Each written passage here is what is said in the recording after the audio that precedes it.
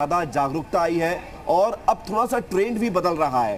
पहले ये होता था कि 2 से 4% वोट इधर उधर गया तो ये कयास लगाए जाने लगते थे कि क्या एंटी इनकम्बेंसी है या लोगों के मन में कुछ और है। अब 2-4% से कुछ ज्यादा असर होता दिखता नहीं है, लेकिन लोगों का रुझान जरूर सामने आता है कि लोग किस तरह से रिएक्ट कर रहे हैं वोटिंग को लेकर। जी,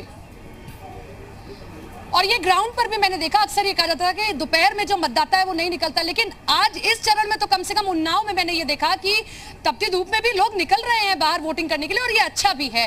मैं मोनिका का रुख करना चाहूंगी। मोनिका, मतदाता मेल भी आपने किया, आपने ऐसे यात्रियों से भी बातचीत की जो एक जगह से दूसरी जगह जा रहे थे, उनके मुद्दे हम लगातार सुन रहे थे। कैसे पोलराइजेशन करने की कोशिश की गई, लेकिन वो मुद्दों पर आकर रुक जाते हैं। बिल्कुल, ध्रुवीकरण करने की कोशिश सपना बहुत ज्यादा की गई थी, लेकिन जब ये ध्रुवीकरण करने की कोशिश की गई तो इसमें भी आप लोगों को अगर नोटिस करें तो वर्ग अलग अलग है। कुछ लोग ऐसे हैं जिनके लिए राष्ट्र सबसे बड़ा है। महंगाई, बेरोजगारी के मुद्दे की भी अगर हम बात करते हैं तो कहते हैं ये तो हमेशा रही है और आगे भी रहेगी, लेकिन हमारे लिए राष्ट्र हित सर्वोपरि है। लेकिन कुछ लोग ऐसे भी होते हैं जो ये कहते हैं कि भाई कमाएंगे नहीं तो खाएंगे क्या, खाना पीना सबसे ज्यादा जरूरी है, जीवन सबसे ज्यादा जरूरी है, हम सबसे ज्यादा जरूरी है।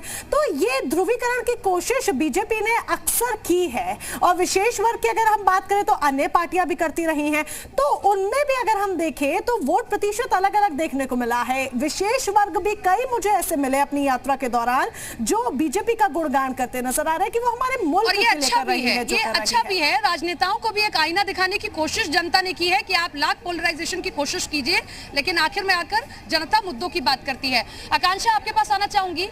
यूं तो कांग्रेस ने कहा कि 40% टिकट हम महिला मतदाताओं को देंगे, महिलाओं की बात की गई, लेकिन फिर भी इस चुनाव में कहीं ना कहीं महिलाओं से जुड़े मुद्दे पीछे रहे हैं।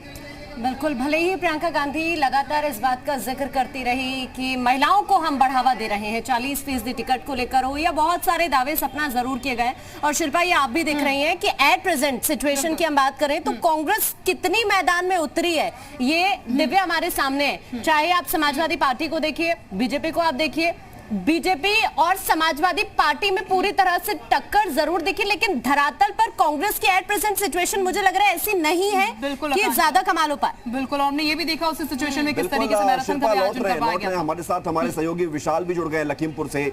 विशाल, आज अजय मिश्र टेनी से बातचीत करने के लिए मीडिया का पसीना बह गया। आपने ये बहुत कोशिश की, लेकिन आप अंततः इकलौते ऐसे हैं जो सफल हो गए। बात उन्होंने की, 8 की 8 सीटें जीतने का दावा किया, विपक्ष पर आरोप लगाया कि वो कुछ भी कहता है। लखीमपुर का मतदाता क्या कहता है? देखिए, हमने लखीमपुर की 8 सीटों को लेकर जो तमाम मतदाताओं से बात की है, एक चीज तो बिल्कुल साफ है कि जो लखीमपुर हिंसा का जो पूरा मामला था, जो राजनीति हुई थी, वो बहुत ज्यादा